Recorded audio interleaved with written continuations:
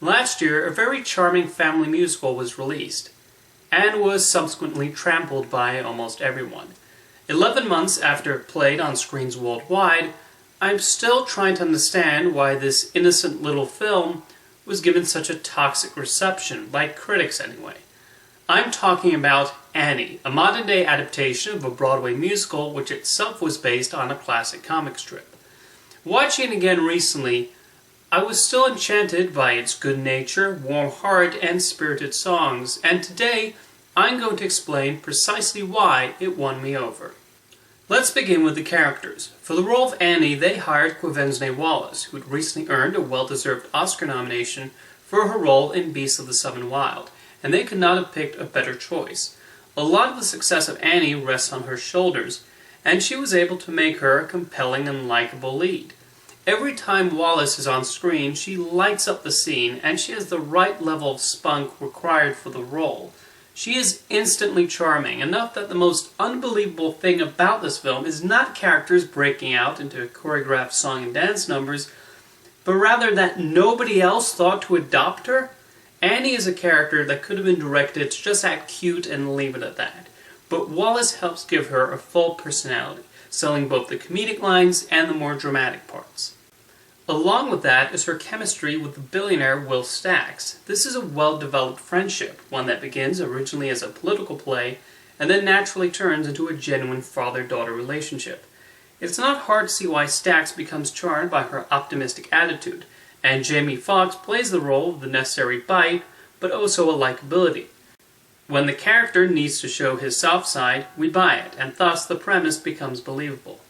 Then there's Colleen Hannigan, the owner of the foster home Annie and the other children reside in.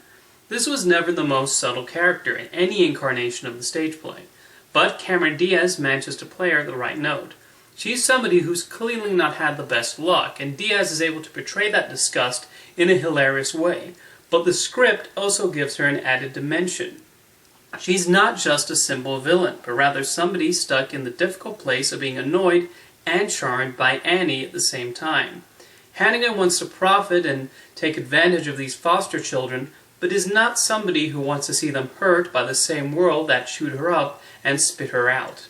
For the musical numbers, the film's director, Will Gluck, and the film's music team, consisting of Greg Kurstin and Sia Fuller, inject a modern sensibility to the classic songs, but they don't destroy the material. They give it a strong beat, and getting good singers to perform them helps too.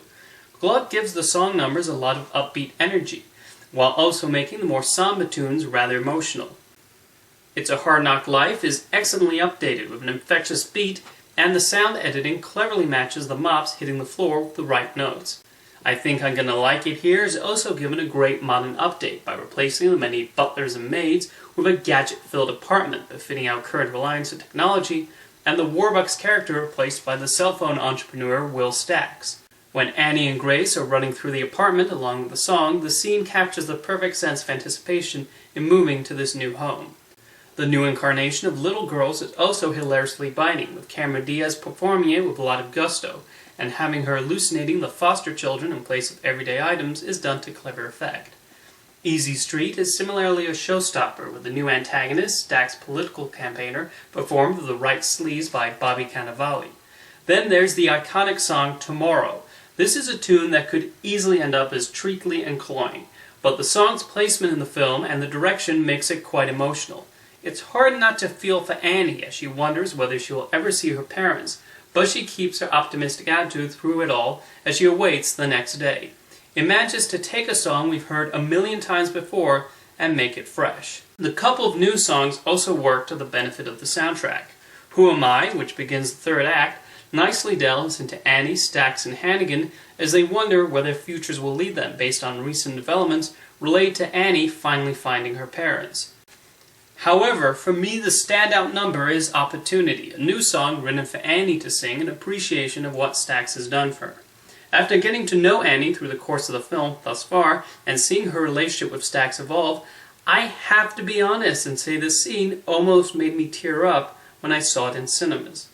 More so than Tomorrow, it perfectly captures the theme of Annie, about how anybody, no matter their place within society, has a chance to eventually get the opportunity to rise up and have their dreams come true. And again, if it were not for Quvenzhané Wallis' performance, this song might not have hit the same emotional chord. In taking the comic strip and stage play to present day, the filmmakers are also able to tackle modern issues, as opposed to the Depression-era themes of its source material. Even though Annie is mostly a happy, cheery musical, it does not shy away from the problems that can befall foster children not under the proper care. It's revealed that Annie is illiterate, an actual issue among plenty of children these days. The script also touches on subjects like child abandonment, child kidnappings, and even the unlikelihood of teenage orphans getting adopted. Speaking of which, the lyrics also changed from the original songs to reflect the current time period, specifically with orphan being changed to foster kid, showing the changing of terms used in the years since the Great Depression. A lot of people bemoaned Annie using modern terms, but let's be honest, her saying leaping lizards would feel a tad out of place in 2014 New York. Social media also plays a role in the plot, reflecting how much a role that plays in modern political campaigns and celebrity status, and the quickness that information travels today. Will Gluck doesn't use these devices in a pandering way or to appear hip, but rather to show how certain things have changed since the Great Depression. He even takes a brief dig at product placement, winking to the audience that he's well aware this is a Sony production, and thus filled with such advertising. He even throws in a cute shout-out to his filmmaking friends and Lego movie directors Phil Lord and Christopher Miller at one point. I feel I've touched on everything at this point: the characters, the songs, the humor, the modern influence. Anything else? What's that? It's really that important? Fine. So, before the film is released, a big commotion erupted over Annie being played by an African-American actress, and how this is apparently a big disgrace to the original character, who has always been portrayed as a white red-headed girl. And to be completely honest, I think it's absolutely ridiculous this was a controversy to begin with. The argument I kept hearing over and over again was that people would be just as upset if Martin Luther King was played by a white person, well, which is the most insane thing. Martin Luther King was a real person. Annie is completely fictional. And yes, I've also heard the argument about iconic African-American characters like Shaft and Foxy Brown, but they're usually tied to their race and are black for a reason. In the case of Annie, Harold Gray intended her to represent any girl, as he felt so many comic strips had boys as protagonists.